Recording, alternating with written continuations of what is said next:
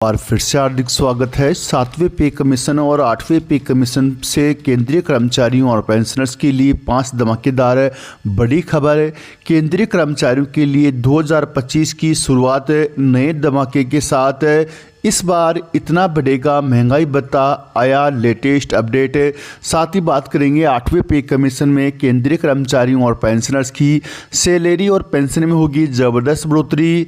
Budget से पहले मिल सकता है बड़ा तोहफा। साथ ही न्यूनतम वेतन फिटमेंट फैक्टर पर आई गुड न्यूज। 2.86 हो सकता है फिटमेंट फैक्टर। साथ ही बात करेंगे पेंशन बढ़ोतरी को लेकर संसद से आई गुड न्यूज। 5 साल में 5% पेंशन बढ़ोतरी पर जल्द लगेगी मोहर। साथ ही बात करेंगे बकाया डीए एरियर रिटायरमेंट सहित अन्य महत्वपूर्ण खबरों के बारे में। जानकारी पसंद आई तो वीडियो को लाइक कीजिएगा। चैनल पर पहली बार आए हैं तो प्लीज़ चैनल को सब्सक्राइब कीजिएगा, क्योंकि आपसे जुड़े तमाम तरह के महत्वपूर्ण आदेश, वीडियो और इन्फॉर्मेशन हम यहाँ पर लाते रहते हैं। नया साल 2025 केंद्रीय कर्मचारियों के लिए बड़ी खुशखबरी लेकर आ सकता है। केंद्रीय कर्मचारियों और पेंशन भोगियों को महंगाई भत्ते में बढ़ोतरी का बेसब्री से इंतजार है।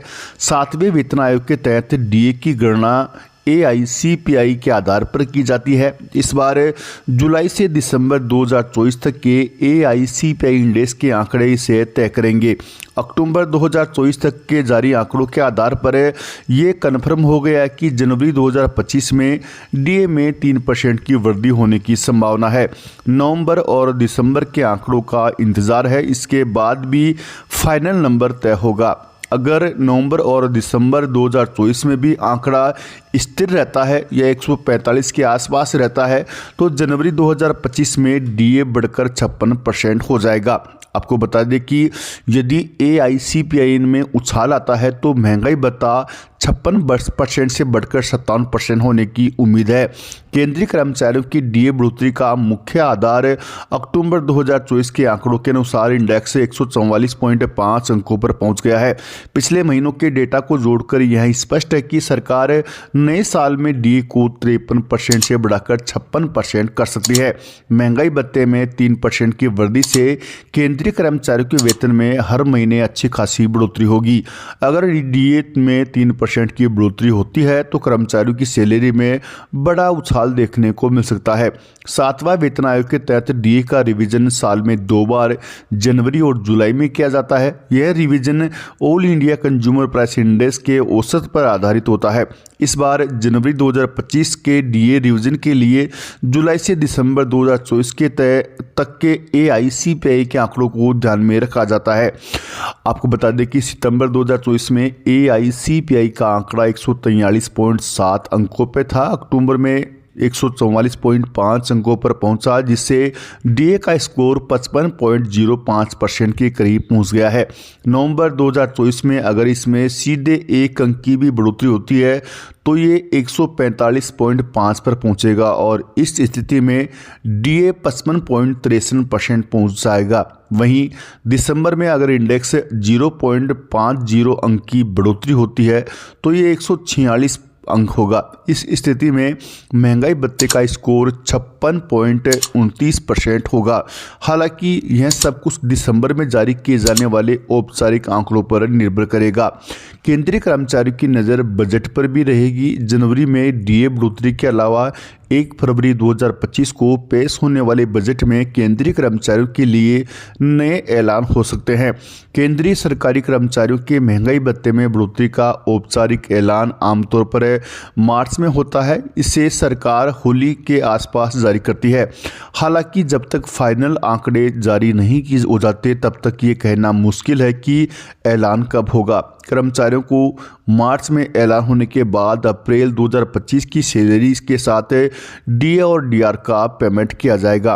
वहीं पर आपको जानकारी के लिए बता दें कि 8वें पे कमीशन को लेकर भी केंद्रीय कर्मचारियों और पेंशनर्स की निगाह बजट 2025 पर टिकी हुई है। यदि केंद्रीय कर्मचारियों और पेंशनर्स के 8वें पे कमीशन का ऐलान बजट में किया जाता है तो कर्मचारियों की और पेंशनर्स की सैलरी 186% तक बढ़ जाएगी। आपको बता दें कि 7वें वेतन आयोग को लागू हुए 8 साल हो गए हैं। इस दौरान महंगाई 2 से 3 गुना तक बढ़ गई है। ऐसे में सरकारी कर्मचारी 8वें वेतन आयोग को लागू करने की काफ़ी समय से मांग कर रहे हैं। सरकारी कर्मचारियों का ये इंतज़ार जल्द खत्म हो सकता है। आपको बता दें कि फिलहाल सरकारी कर्मचारियों को 7वें वेतन आयोग के तहत वेतन भत्तों का लाभ मिल रहा है, जिससे कर्मचारियों की बेसिक सैलरी 18,000 रुपये है। इससे पहले 6वां वेतनमान था और इसमें कर्मचारियों की बेसिक सैलरी 7,000 रुपये थी। ऐसे में आप समझ सकते हैं कि जब 8वां वेतनमान लागू होगा तो कर्मचारियों की सैलरी और पेंशन में ज़बरदस्त बढ़ोतरी देखने को मिलेगी। अगर सब कुछ ठीक रहा तो केंद्र सरकार इस बार के बजट में 8वें वेतनमान की घोषणा कर सकती है, जिसके बाद सरकारी कर्मचारियों की 186% तक सैलरी बढ़ जाएगी। इसके साथ ही पेंशनभोगी हैं, उनकी पेंशन में भी काफ़ी बढ़ोतरी देखने को मिलेगी। National council of joint consultative missionary के सचिव शिव गोपाल मिश्रा ने कहा है कि उन्हें कम से कम 2.86 के फिटमेंट फैक्टर की उम्मीद है। यह 7वें वेतन आयोग के तहत 2.57 फिटमेंट फैक्टर की तुलना में 29 BPS अधिक है। आपको बता दें कि एक रिपोर्ट के अनुसार अगर सरकार इसे 2.86 के फिटमेंट फैक्टर को मंजूरी देती है तो सरकारी कर्मचारियों का न्यूनतम वेतन 186% से बढ़कर 51,480 रुपये हो जाएगा, जबकि मौजूदा वेतन 18,000 रुपये है। फिटमेंट फैक्टर में किसी भी तरह की और बढ़ोतरी से वेतन में भी उसी अनुपात में बढ़ोतरी होगी। फिटमेंट फैक्टर में बढ़ोतरी से कर्मचारियों की पेंशन और वेतन दोनों में बढ़ोतरी होगी। 8वें वेतन आयोग के तहत पेंशन में भी 186% की वृद्धि होने की उम्मीद है, जो मौजूदा पेंशन 9,000 रुपये से बढ़कर 25,740 रुपये हो जाएगी। यह गणना तभी सही होगी जब वर्तमान में अपेक्षित फिटमेंट फैक्टर 2.86 को लागू किया जाए। नए वेतन आयोग के गठन की कोई आधिकारिक डेट अनाउंस नहीं की गई है, लेकिन मीडिया रिपोर्ट्स बताती है कि अगले साल बजट 2025-26 में इसकी घोषणा की जा सकती है। हालांकि पिछले बजट 2024-25 में भी ये मांगे की गई थी और कर्मचारी यूनियन ने अपनी मांगों को लेकर कैबिनेट सचिव और वित्त मंत्रालय से संपर्क किया था, लेकिन उस समय ऐलान नहीं हुआ। वहीं पर 68 लाख पेंशनर्स की हर 5 साल में पेंशन बढ़ोतरी को लेकर भी संसदीय स्थायी समिति ने एक बार फिर से सिफारिश की है। अब गेंद कैबिनेट के पाले में है। यदि केंद्रीय कैबिनेट इसे मंजूरी देती है तो 5 साल में 5% पेंशन बढ़ोतरी का रास्ता साफ हो जाएगा। आपको जानकारी के लिए बता दें कि पिछले साल संसदीय स्थायी समिति ने हर 5 साल में 5% पेंशन बढ़ोतरी की सिफारिश की थी। एक बार फिर से संसदीय स्थायी समिति ने दोबारा सरकार से 5 साल में 5% पेंशन बढ़ोतरी की सिफारिश की है। अब देखना यह कि केंद्र की नरेंद्र मोदी सरकार देश भर के 68 लाख से ज़्यादा सीनियर सिटीजन को बजट में पेंशन बढ़ोतरी का तोहफा देते हैं या नहीं देते हैं।